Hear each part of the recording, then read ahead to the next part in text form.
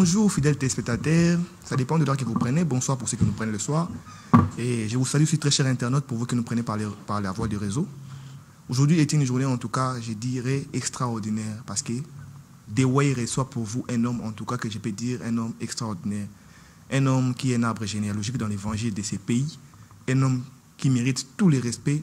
Un homme qui a encadré plusieurs, je dis bien plusieurs grands serviteurs. Et je peux me dire que si on doit parler du réveil dans cette nation, s'il faut citer 4 personnes, on doit parler de ses papas. Et j'ai eu la grâce et les privilèges. Je sais que c'est un homme très difficile à voir, mais moi j'ai eu la grâce et les privilèges, par la grâce de Dieu, de les recevoir dans mon plateau. Et je pense qu'on passeront des excellents en tout cas moments avec lui dans le plateau. Et très rapidement, je vais saluer mon invité que vous allez découvrir bientôt. Bonjour apôtre. Bonjour mon frère, bonjour monsieur les journalistes. Et je signale à la présentation, c'est tonton Élie et tonton de tout le monde qui est à la présentation. Aujourd'hui, je reçois pour vous l'apôtre Freddy Diemo. J'entends souvent beaucoup de pasteurs l'appeler Ndoukou Diemo. Moi, je reçois aujourd'hui pour vous les patriarches, les Baoba, les pères des églises, les damans, l'apôtre Freddy Diemo. Et vous allez découvrir qui est vraiment ses papas. Pour ceux qui les connaissent déjà, je pense que vous êtes déjà très contents en voyant son visage. Et pour ceux qui ne connaissent pas, surtout pour les jeunes, il est très important de savoir l'histoire. Quand l'histoire est falsifiée, l'avenir sera aussi falsifié. Il faut reconnaître ceux qui ont été pour bien évoluer. L'une des choses que tue cette nation, parce que tout le monde, il n'y a pas la préséance dans cette nation. Tout le monde veut être celui-ci. On ne sait pas que c'est celui-ci. Même dans les arts martiaux, celui qui porte la ceinture noire, un jour avant toi, est ton aîné. Et je pense que dans l'évangile, il doit y avoir la préséance. Et c'est pourquoi j'ai reçu pour vous un patriarche, un archevêque. Bonjour apôtre, je pense que vous vous sentez bien. Oui, ça va. Ça va, Dieu me fait cette grâce d'être avec vous ici. Et bon, je voudrais aussi saluer ceux qui nous suivent. À l'instant, ceux qui ont eu l'occasion de nous voir. C'est votre plateau. Que Dieu soit loué. Moi, je dirais que c'est un réel plaisir pour moi de vous recevoir dans ce plateau. Moi aussi, c'est un réel plaisir parce que bon, ça ne vient pas tous les jours. Vous savez, quand vous m'avez invité, j'ai demandé au Seigneur, est-ce que je dois y aller ou pas? Et le Seigneur m'a dit, vas-y. Ah, gloire à Dieu. Et c'est comme tu viens de le dire que je ne sors pas pour sortir, non, non. Il faut que le guide, le Saint-Esprit, puisse me diriger. La Bible dit, il vous conduira dans toutes choses. C'est lui qui nous conduit ici parce que je crois avec ce que nous ferons, ce que nous dirons, ça va édifier la foi de plusieurs qui nous suivent ici. En tout cas, je sens que j'ai vraiment un apôtre sur le plateau. Sans vous le mentir, en tout cas, c'est un patriarche. C'est un patriarche. Et j'ai béni le Seigneur qui a permis qu'il vienne sur mon plateau parce qu'il n'accepte pas facilement les invitations. C'est vraiment des papas qui suivent la voie de Dieu. Quand Dieu lui dit va, il va. Si Dieu ne le dit rien, il ne part pas. Il ne bouge pas. Apôtre Diemo, quand nous recevons les gens sur ces plateaux, on a un principe.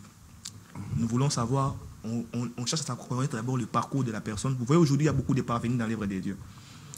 Vous, votre génération, on doit être vrai que votre génération, la génération des années 70, des années 80, des années 90, donc vous, votre génération des années 70, la génération que vous avez formée des années 80, des années 90, et de vous-même, votre génération, sont tellement différentes de notre génération aujourd'hui. Aujourd'hui, il y a beaucoup de parvenus, il y a des gens qui se réveillent comme ça. Il n'a même pas réussi l'appel de Dieu. Ce qui a commencé même à blesser. Et aujourd'hui, les gens n'ont même plus peur des hommes de Dieu. Je me souviens qu'à l'époque, même pour arrêter un homme de Dieu, les policiers réfléchissaient 2 fois. Parce que quand tu arrêtes un homme de Dieu comme ça, qu'on t'envoie, même quand tu vas rentrer, tu ne vas pas bien dormir à cause de cet homme de Dieu-là. Tellement qu'il y a beaucoup de parvenus, il n'y a plus de respect, il n'y a plus de quoi. C'est pourquoi nous, ici sur Dewey, on insiste pour connaître le parcours de la personne. Apôtre Diemo, je sais que vous êtes un baoba dans la foi. Pouvez-vous nous dire d'où est parti ce parcours avec le Seigneur? Ça vient d'où? Vous êtes un jeune et devenir apôtre et devenir baoba dans ces pays, c'est parti d'où? Merci. J'avais 20 ans. Et personne ne m'a jamais prêché l'évangile. Oh là là. Le Seigneur m'était à Paris, Oh. dans ma chambre à Lubumbashi. J'avais 20 ans. Et c'était un certain vendredi, à Lubumbashi, au Bel Air. Le Seigneur m'est à Paris. J'étais dans ma chambre parce que j'ai grandi dans l'église catholique. Alors, Ce jour-là, j'avais des problèmes. Cette nuit-là, j'ai essayé de faire le signe de la croix comme on l'avait appris à l'église. J'étais à genoux, paf, j'étais tombé en extase. C'est plus tard que j'ai compris que j'étais tombé en extase.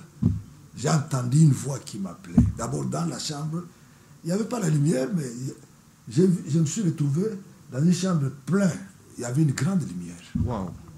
J'ai entendu la voix. Là, c'était Dieu qui m'appelait par mon nom. Dieu mon, Dieu mon. Wow. Qui m'appelle, je regarde comme ça. Je vois qu'on est en train de me transporter. On me transporte en esprit. Et j'ai vu mon corps étalé. Je voyais que je partais, oui. Je voyais mon corps. On m'a dit, on va te faire voir ton état d'âme. On partait là à une grande vitesse. J'ai reconnu mon corps. Nous sommes allés devant un grand stade. Il y avait des gens qui se ressemblaient. On m'a dit, c'est ici d'où viennent tous ceux qui sont nés de nouveau, tous ceux qui ont reçu Jésus-Christ comme Seigneur et Sauveur. Parce que tous ceux qui meurent, hein, il y a un endroit où ils vont. C'est tous ceux qui sont en Christ. Moi, j'ai dit non, mais j'ai dit à cette voix-là, mais moi, je suis chrétien, baptisé, confirmé. On m'a dit non, mais vous n'êtes pas né de nouveau. Venez, on va te faire voir d'où viendront les païens, ceux qui ne connaissent pas Jésus. Alors nous sommes allés, je me suis retrouvé devant un grand trou noir. Wow. Et dans ce trou, il y avait les âmes qui pleuraient. Oh.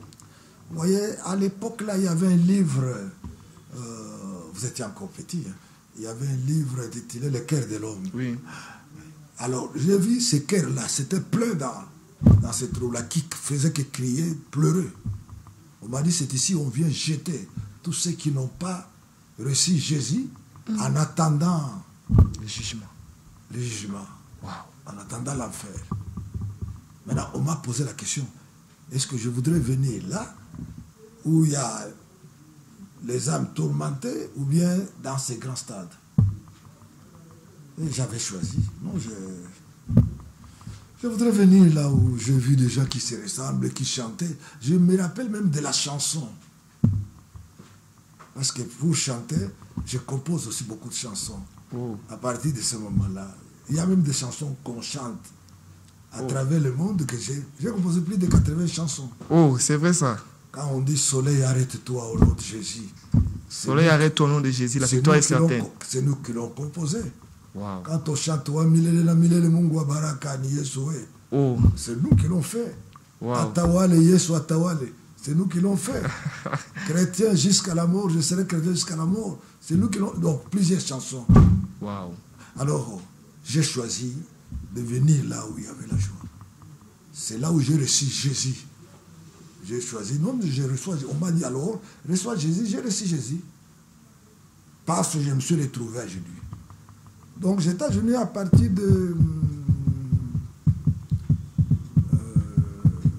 c'était vers 23h, jusqu'à 3h du matin. Wow. Et j'avais transpiré, j'avais eu peur. Je croyais que j'allais mourir. Wow. Une sœur qui m'avait toujours prêché, et j'avais résisté à la prédication de cette sœur-là. J'ai fait venir cette sœur. Je lui ai fait voir ma vision. J'ai dit, mais écoute, j'ai reçu Jésus. Il a commencé à s'étonner de lui, toi. Parce qu'en fait, j'étais un peu orgueilleux, vous savez, Lumbashi. Nous, on a grandi là dans les milieux chaud. Oui. Oui, un milieu chaud. J'ai dit, mais cherche-moi quelqu'un qui vienne prier pour moi, qui vienne me poser la main. La sœur là est allée chercher un ancien de l'église pentecôtiste qui était venu me poser la main. Et c'est ce jour-là, à partir de ce moment-là, où j'ai commencé l'œuvre de Dieu. J'ai commencé à prêcher. C'était comme une folie. Hein. Je prêchais dans les bus, je prêchais dans les endroits publics, je partais à la gare, mais je ne prêchais pas comme je vois ici les gens. Oui. Ils prêchent en même temps, ils font passer un panier pour les offrandes. Non, oui. non, non. Pour moi, ça me disait, je prêchais. Et le premier livre que le Seigneur m'avait donné, c'était Josué chapitre 1, verset 1 à mes frères, que ce livre de la loi ne s'éloigne point de ta bouche. Médite les jours et nuits et agis fidèlement selon tout ce qui est écrit. C'est alors que tu auras du succès dans tes entreprises. C'est alors que tu réussiras. Ne t'ai-je pas donné cet ordre? Fortifie-toi et prends courage, car l'Éternel, ton Dieu, est avec toi dans tout ce que tu entreprendras. Donc j'ai commencé comme ça. Je partais le matin des fois à l'hôpital, aller prêcher là-bas. J'ai prié pour les gens, j'ai prié pour les malades. Et c'est là où avait commencé l'église Viens et vois. Wow. Il y a un missionnaire qui s'appelle M. Mono. Il est maintenant en Suisse. Il est encore vivant. Oui, il est encore vivant. C'est lui qui a commencé cette église-là, Viens et vois. C'est parmi les grandes églises de Lubumbashi. Oui, viens et vois. Et le Seigneur, le Saint-Esprit m'a dit, vas-y là-bas. J'ai commencé à fréquenter cette église. Mais, je partais toujours évangéliser dans les villages autour de Lubumbashi, à Kawama, à Tumbwe, à Kimbembe. J'allais prêcher l'évangile. Mais j'avais toujours aussi mon groupe de prière, les Damas. Oh. Les Damas, comment j'ai eu les Damas? Les Damas, ça dit, j'étais en jeûne, Oui. en prière. Oui. Souvent, je faisais 2 ou 3 jours de prière. Oui. Mais je ne voyais pas les malades guéris, délivrés. Une fois, nous étions en Vieux-et-Voix, j'ai demandé au pasteur, mais pourquoi je ne vois pas de miracles? Pourquoi je ne vois pas de témoignages, de gros témoignages, hein? Oui. Le monde était d'accord. On n'arrive pas à vérifier cela. Le monde des ventres où je suis guéri, d'accord. Mais je voudrais quand même voir aussi un boiteux marcher, un aveugle recouvrir sa vie, la vie. Mais on ne voit pas ces miracles. Le pasteur a essayé un peu de m'expliquer, mais je n'étais pas convaincu. Alors le Saint-Esprit me dira non. Tu dois aller jeûner, tu dois aller prier. Et un jour, une nuit, je me rappelle, un livre est tombé entre mes mains. Quelqu'un m'avait prêté un livre. Ce livre écrit par Gwen Cho. Wow. Gwen Cho avait fait 21 jours de prière et de jeûne. Et le Saint-Esprit m'a dit, voilà, tu feras 21 jours de prière et de jeûne. 21 jours. C'est pas de la blague. Pendant que je me préparais pour aller jeûner, quelqu'un est venu me dire, mais vous savez, il y a une personne qui a fait 7 jours, il est mort de jeûne. Oh. Alors moi je me disais, peut-être c'est le Seigneur. Hein? En train de vous parler d'une manière ou d'une autre. Oui, oui. Le Seigneur qui est en train de m'avertir. Mais après j'ai compris que non, c'était le diable. Moi ça vient de Dieu. Je suis allé dans un monastère. C'est à peu près à 25 km de Lubumbashi. Et j'ai demandé au prêtre. Le prêtre m'avait demandé, m'avait posé la question si j'avais la nourriture. J'ai dit oui, j'ai la nourriture. Parce que j'avais mon sac. Oui. Mais dans mon sac, il y avait la Bible. Oh. Et elle ne savait pas que c'était la Bible. Je parlais de la Bible. Donc je suis allé à ce monastère, dans ce camping, j'ai mis 21 jours. Je me rappelle même, après ces 21 jours, quand j'ai dit terminé, j'étais vraiment fatigué. Je voudrais donner conseil à ceux qui voudraient jeûner. N'allez pas jeûner pour jeûner. Il faut que vos motifs soient pires. Le motif, c'était que je prêche l'évangile avec puissance, avec force et avec miracle. Que je voie la main de Dieu. Et c'est vrai, la main de Dieu m'accompagne partout. Partout, la main de Dieu m'accompagne. Je vois de gros miracles. Parce que j'ai la foi. Donc après ces 21 jours, ma foi avait augmenté. Je n'étais plus la même personne. J'ai dû terminer ces 21 jours. Je me rappelle dans notre quartier, il y avait un enfant qui était malade. Les parents sont venus me voir pour que j'aille prier. Mais le Saint-Esprit m'avait dit, n'y va pas. Vers minuit, le Saint-Esprit me dira, vas-y maintenant. Oh. J'ai demandé à un pasteur, un petit. Il est devenu pasteur, il est maintenant aux États-Unis, pasteur Ogi. Il est maintenant aux États-Unis, il est toujours pasteur là-bas. Je l'ai aussi formé. Oui. Je Je lui ai dit de m'accompagner. Nous sommes arrivés dans cette famille, on a trouvé que l'enfant était mort. C'est la première fois que je me retrouve avec un cadavre entre mes mains. Un peu comme l'histoire d'Élysée. Ah, tout à fait. Un cadavre. Je voulais quitter là-bas. Les petits qui étaient avec moi, les pasteurs, m'ont dit non, partons ça, mais qu'est-ce que nous allons encore faire ici? Même les parents de cet enfant disaient, mais nous t'avions invité, tu n'étais pas venu. Mais pourquoi tu es venu maintenant? J'ai dit, mais c'est le Saint-Esprit qui m'a poussé de venir. Donnez-moi l'enfant. Ils m'ont passé l'enfant, ils m'ont donné cet enfant, il est entre mes mains. Et je n'ai pas fait une longue prière, j'ai seulement regardé l'enfant, j'ai dit, voilà, Lazare n'a fait que quelques jours. Seigneur, je voudrais que cet enfant respire maintenant. Que la vie pénètre encore dans ce corps. Et puis amen, amen, et puis l'enfant commence à respirer. Ça fait du bruit dans ce quartier. Et beaucoup de gens sont venus au Seigneur. Je ne pouvais plus dormir, donc dans ma parcelle, c'était plein de monde. Il y avait du monde partout. Apôtre. Bon, un peu, c'est ça le parcours. Hein? Apôtre. Oui. Parlons des 21 jours de jeûne. 21 jours. En tout cas, humainement, par rapport peut-être à la médecine, c'est vraiment impossible. Ouais. Quand vous parlez des 21 jours de jeûne à sec, moi, je suis journaliste et j'ai fait des recherches.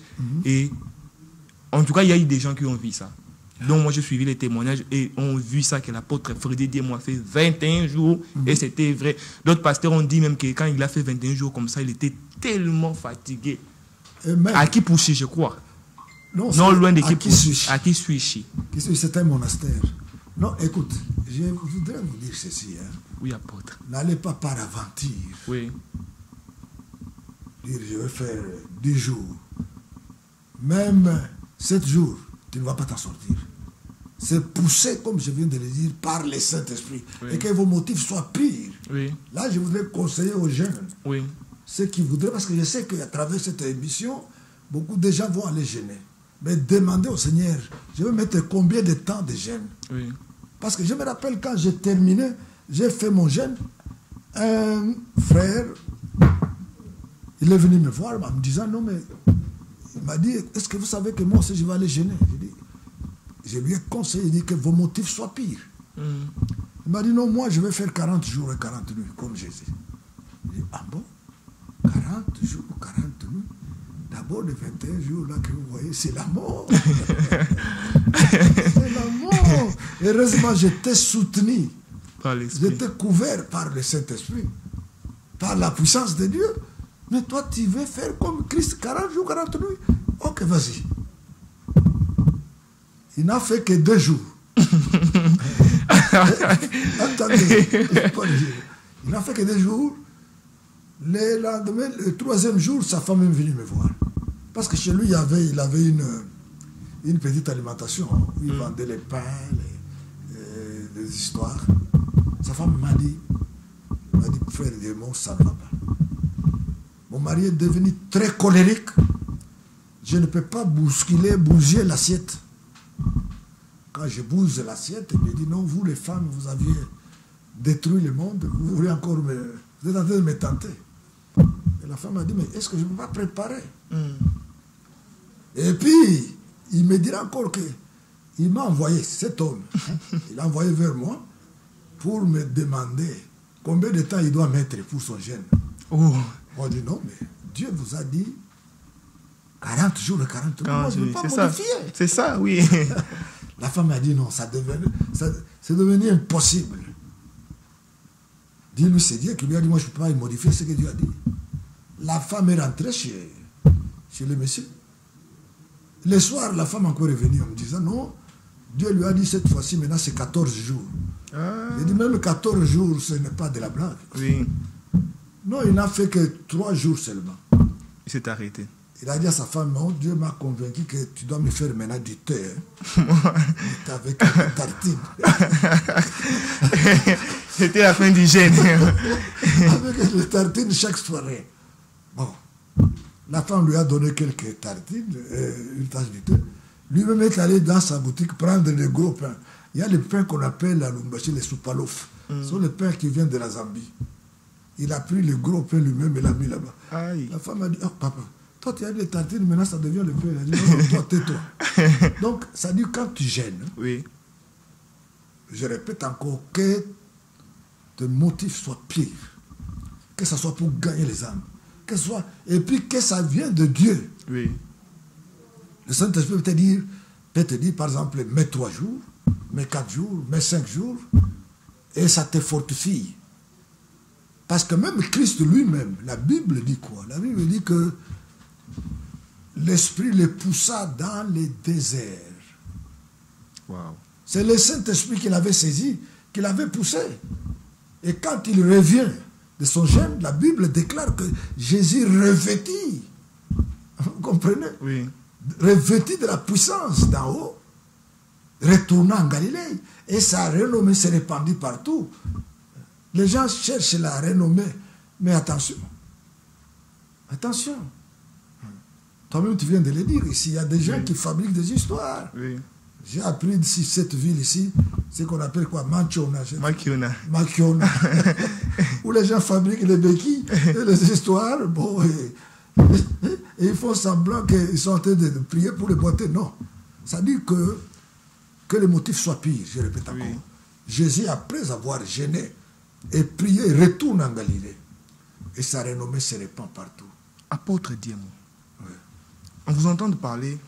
Moi, je vais en tout cas, si je vous ai vraiment sollicité que vous venez, c'est parce que vous êtes un homme qui avait un parcours. Et c'est ça même le but de The Way. Nous sommes la voix par laquelle nous faisons passer les messages, nous aiguisons et nous montrons le chemin. Apôtre Diemo, j'ai lu votre histoire et après mes conclusions, je pense que si on doit parler du réveil dans cette nation, après la génération de Papa Edi Nabala, on doit citer l'apôtre Diemo Mutombo. Parce que j'ai fait des recherches dans l'histoire jusqu'aux années 84, 81. Il y avait des serviteurs, peut-être oui, mais des groupes de prière. Mais il n'y avait pas de mouvement de réveil à part Zambé Malam. Des mouvements forts de réveil, quand je parle de grandes campagnes en plein air. Et parlez-nous un peu de votre arrivée à Kinshasa et essayez un peu d'éclairer sur tous ces ministères tous ces ministres qui ont eu de la lumière ou qui ont eu la grâce de Dieu au travers de votre ministère. Vous êtes un homme qui avait un parcours et ça doit être dit pendant que vous êtes encore vivant de votre bouche. Merci. Non, mais c'est le Saint-Esprit. Après avoir gêné, prié, fait un grand travail ici, Lubumbashi, l'Esprit de Dieu me dira, quitte Lubumbashi, va à Kinshasa. Et dans cette ville, je n'ai pas une grande famille ici. J'avais qu'une seule cousine ici. Là, c'est en quelle année que vous arrivez à Kinshasa? Hein? C'est en quelle année que vous arrivez à Kinshasa? 85. 85. Et nous sommes arrivés à Kinshasa. Je reconnais sur Kinshasa, il y avait Biyemoulage. Oui, l'apôtre. Ce n'était qu'un groupe de prière. À côté de là où il y a maintenant son église. Oui. Je reconnais encore qui? Edi Nabala. Edi Nabala, oui. Ah oui, lui, il était sur le terrain. Oui. Lui, il était sur le terrain.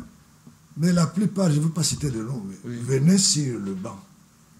Écoutez, voir la main de Dieu. J'en connais ce que vous connaissez là. Oui. Et ce que vous devez savoir, que si la ville, il y a ce qu'on appelle la quinoiserie. Les Oui. gens veulent. Quand j'ai vu une fois la télé, tel dit, il est le père du réveil, il est ceci. J'ai dit non, c'est faux, c'est du mensonge. C'est faux. Vous savez, dans la Bible, on a dit à quelqu'un que il y a des prophètes qui n'ont pas fléchi leurs genoux devant Baal, Oui. qui sont dans la ville. Dans cette ville, il y a aussi des serviteurs de Dieu. Oui. Des fois qui n'apparaissent pas, Oui. mais des serviteurs, des vrais. Oui. Je dis bien des vrais serviteurs de Dieu. Oui. Parce qu'il y a maintenant beaucoup de mélanges Oui. sur la ville. Donc quand nous sommes arrivés à Kinshasa, j'ai trouvé Edi Nabala. Il y a eu le groupe de prière. Mon interprète, c'était Kamanda Mwakosa.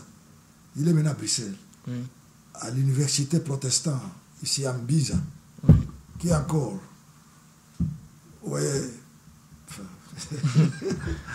Apôtre, sentez-vous libre. Vous avez vraiment un parcours. Les gens doivent connaître que la vérité, qui est l'apôtre. Apôtre Kamanda, c'est le père spirituel de Kindomba. Oh, c'est vrai ça. Ouais. Il y a Sony, que je connais, Qui est passé par votre école. qui venait aussi prendre les notes.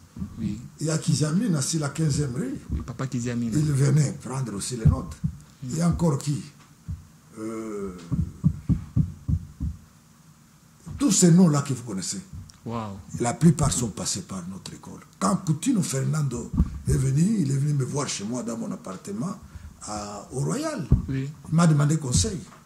Parce que sa première campagne n'avait pas réussi. Je lui ai dit, voilà, si vous voulez réussir, on fait ça, ça, ça, ça. Sa femme, Maman Amy, est passée par notre école. Oh, c'est votre fille? Oui. Je salue Maman Amy. Il y a le couple Olangi. Le couple Olangi. Ça n'en parlons pas, ils sont... Vos enfants spirituels? Oui, mes enfants spirituels. Wow. Il y a encore qui? Il y en a beaucoup. Donc, Dieu nous a dit, nous avions 2 missions à Kinshasa. Kinshasa était barricadé comme Jéricho. Oui. L'évangile, c'était difficile ici. Oui.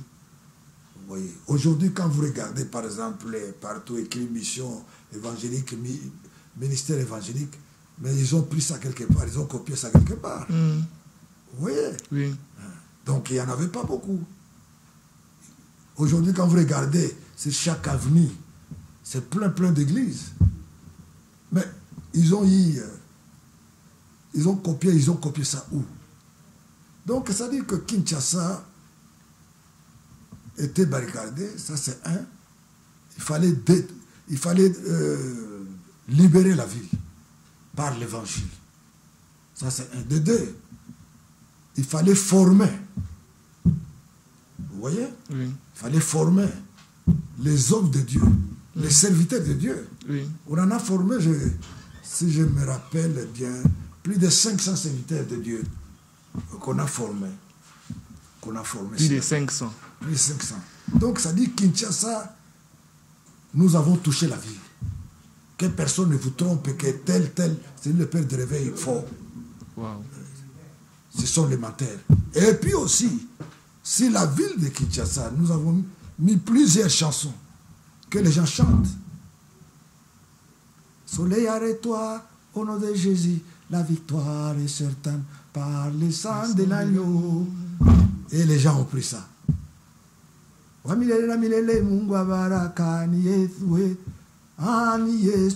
L'éternité en éternité, Dieu de bénédiction, c'est Jésus.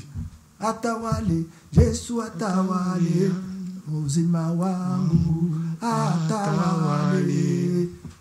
Là, ça fait aussi son travail.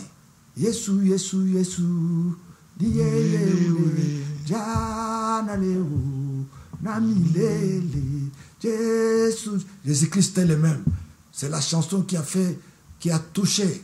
Et pendant qu'on chantait cette chanson-là au Pont Kassaou, je voyais les boiteux marcher. Wow. Je voyais les aveugles voir. Je voyais les gens qui n'entendaient pas les oreilles s'ouvrir. Apôtre, parlons de cette campagne de Pont Kassaou, là. Ouais. Parce qu'après l'histoire, j'ai lu que cette campagne a été faite en 85. Et d'après mes recherches, vous êtes les premiers Noirs, à part des Jean-Louis Jaillet, tout ça, le roi Roberts. Vous êtes les premiers Noirs à organiser la campagne à l'espace Pongabi, qui était à l'époque Stade Camagno, là, si je ne me trompe pas. Stade Camagno, là, oui. Et cette campagne, ça a pris 21 jours aussi. 21 jours. Apôtre Diemou, parlez-nous un peu de cette campagne de 85. Parce que quand vous êtes arrivé, vous avez bouleversé Kinshasa avec une campagne de 21 jours en 1985. Oui, les gens nous appelaient, disaient que j'étais un Zambien, parce que j'étais en Boubou. Derrière écrit, j'appartiens à Jésus. Ah, je suis venu, j'ai dit au Saint-Esprit, mais je dois commencer par où? Et c'est comme ça que le Saint-Esprit nous oriente vers Pont Kassaou. Vous venez de le dire, je suis le premier Noir. Là, il y avait les internationaux, il y avait les Maèches, il y avait les Sergines, il y avait des grands serviteurs de Dieu qui passaient au Pont Kassaou. Maintenant, voir un Noir, je vais vous faire rire. Le premier jour, il n'y avait que 300 personnes. Waouh. 300 seulement. C'était des martyrs. Mais après, nous avons touché plus de 20 000 personnes. Waouh. Et Kinshasa était touché. Parce que les gens ne venaient pas pour venir, ils venaient voir que Christ réellement est le même. Que Christ réellement sauve, guérit et délivre. Et les gens venaient de partout. Pont Kassaou. C'est ça la campagne qui a ouvert les portes. Vous comprenez? Oui. Et après, bon, Pont Kassaou, je suis allé maintenant prêcher aussi ailleurs, en Europe. J'ai touché l'Europe. On a dit que vous avez touché aussi plusieurs nations en Europe. Vous avez porté le réveil dans plusieurs nations en Europe. Je connais la France de Marseille jusqu'à Lille. Plus de 49 États en France. Je suis allé en Amérique, je suis allé à Oslo, je suis allé en Norvège, je suis allé en Allemagne, je suis allé où ça? Beaucoup de pays, en Belgique. Pour l'évangile. Pour l'évangile, pas pour aller Kokotangunda, non. Vraiment. Aller bombarder l'évangile. Et j'ai prêché l'évangile aux Blancs. Ils venaient suivre les séminaires. Ils disent, mais comment, expliquez-nous, comment Dieu peut t'utiliser comme ça? J'ai commencé à évangéliser, à enseigner aux pasteurs français.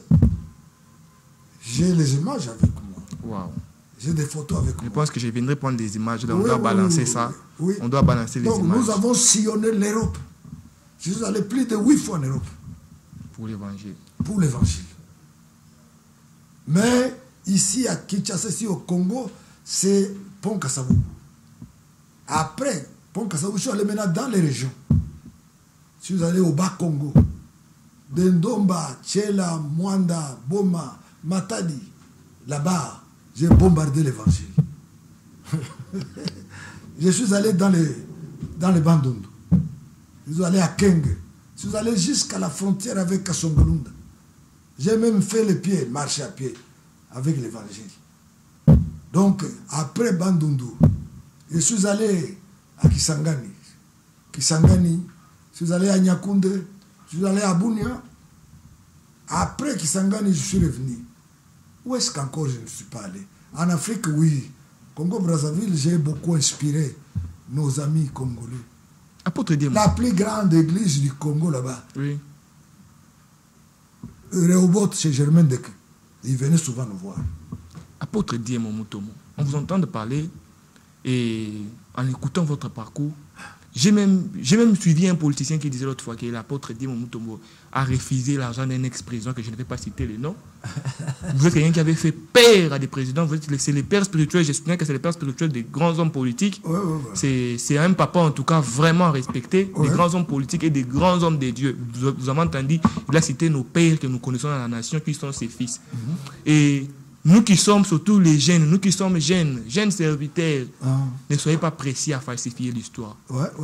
Les fils doivent reconnaître les pères, c'est important. Tout à fait. Vous écoutez comment l'apôtre dit, il n'a pas honte de dire qu'il est passé par les pieds de l'apôtre Mono, bien que Dieu l'avait apparu bien avant cela. Ouais. Je pense que nous qui sommes dans la nouvelle génération, nos papas n'ont pas de problème à ce sujet, c'est la nouvelle génération qui a des problèmes avec cela. Tout à fait, tout à fait. Apôtre Dieu, mon Mutombo, quel est ce secret-là? On m'a dit, on vous a même braqué l'arme, d'autres fois, on vous a même braqué des armes, vous n'êtes pas mort. Ouais. Quel est ce secret? Quel est votre secret en tout cas? Dites-nous un peu, qu'est-ce que c'est La cette différence? puissance de Dieu. Donc quelqu'un est sorti avec son arme pour m'abattre. J'ai dit au nom de Jésus, il était tombé. Donc c'est la puissance. C'est-à-dire que j'ai rencontré de gros. Et comment un homme peut avoir la puissance de Dieu? Ah, c'est une bonne question. Attendez d'abord, je reviens rapidement parce que Oui. nous tendons vers la fin. Oui. C'est le minute que vous m'avez donné. Oui, La puissance de Dieu, d'abord il faut la communion avec ton Dieu. oui, La Bible dit que Christ, j'ai lu ça dans la Bible, Jésus presque toutes les nuits passait à la montagne des Oliviers. oui. Vous voyez? Oui. Et le matin, quand il descendait, les peuples venaient, et à ce moment-là, ils bombardaient l'évangile, ils priaient pour les malades. Pour avoir la puissance de Dieu d'abord, il faut être un homme de prière. Oui. Il faut marcher dans la sainteté de Dieu.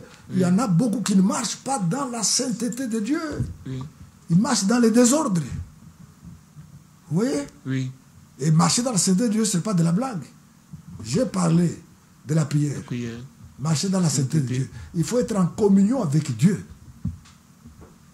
Parce que Christ disait, ce que vous voyez là, c'est le Père qui agit. Lui-même, Christ a dit que moi et le Père, nous viendrons. Nous sommes les temples. Oui. Là, vous êtes les temples. Donc, c'est comme cette maison. Les temples du Saint-Esprit. Alors, il faut savoir comment laisser le Saint-Esprit vous utiliser. Il faut être sensible aux directives du Saint-Esprit. Quand il te dit, va à gauche, c'est à gauche où tu dois aller. Oui. Or que beaucoup de gens n'obéissent pas au Saint-Esprit. Beaucoup de serviteurs ont attristé, ils ont attristé le Saint-Esprit. lui dit autre chose et ils font autre chose. Et là, ça ne marchera pas. J'ai côtoyé bien sûr des gros, des présidents. Une fois, j'étais à Badolité. Nous avons été là-bas. On est sorti là-bas, on n'a pas pris un franc. Or qu'il y avait l'argent là-bas. À Brazzaville, ici, j'ai vu des généraux, même des ministres. Mais c'est l'évangile, c'est tout. Demandez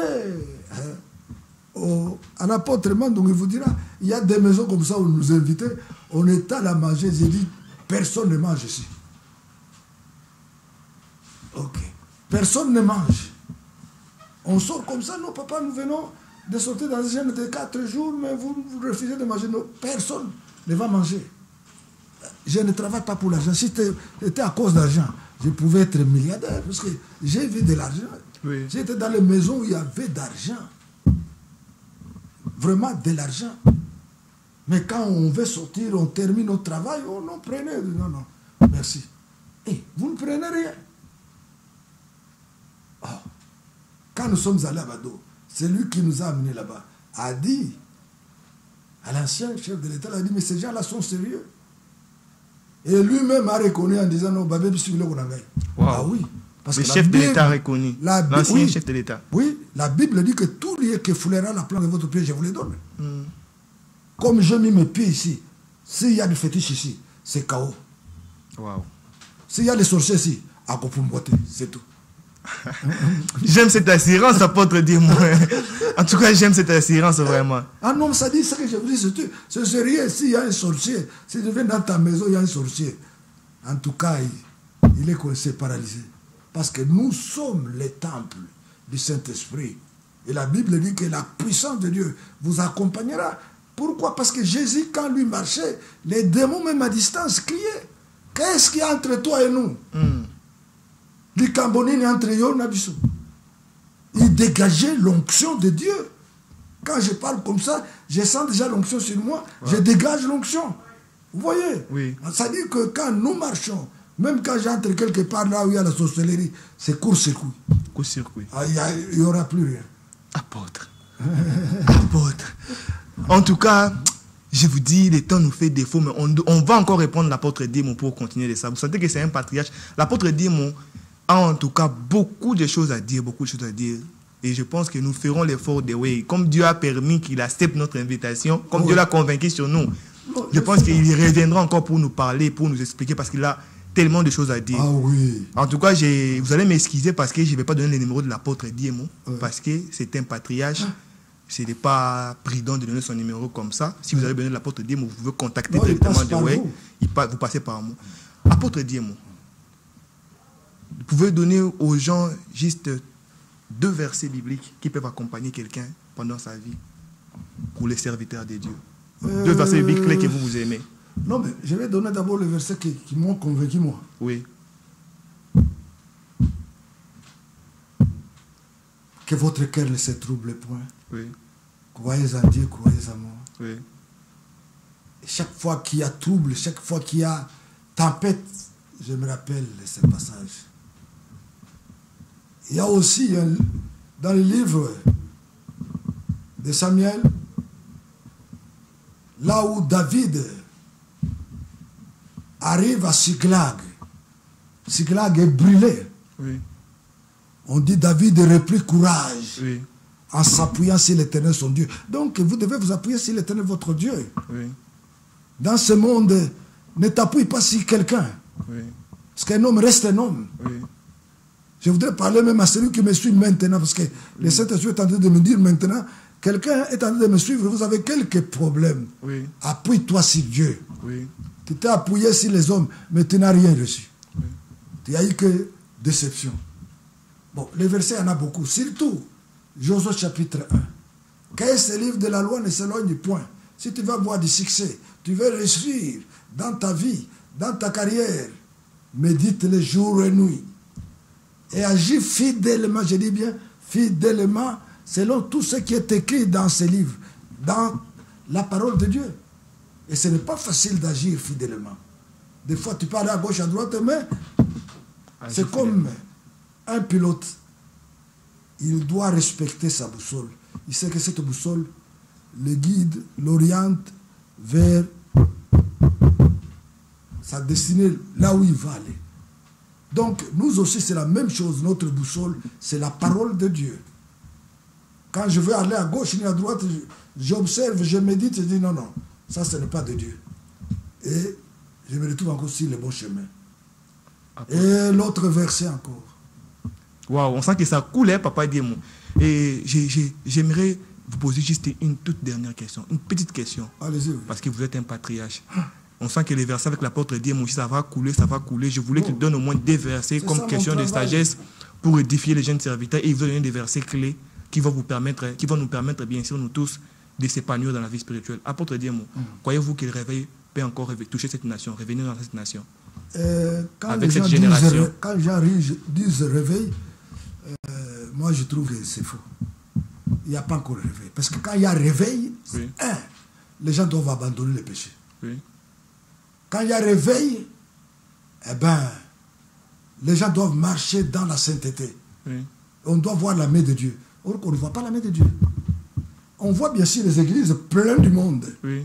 On voit les danses, oui, les chansons, mais on ne voit pas la main de Dieu. J'ai dit à quelqu'un, on ne voit pas la main de Dieu. Vous avez 2000 membres, c'est bon. Mais il n'y a pas la main de Dieu. Ce sont des gens ligotés, ce sont des gens bloqués, ce sont des gens liés, ce sont des gens pleins de problèmes. Parce qu'il n'y a pas un ministère de puissance. Alors, le réveil, oui, continue à prier.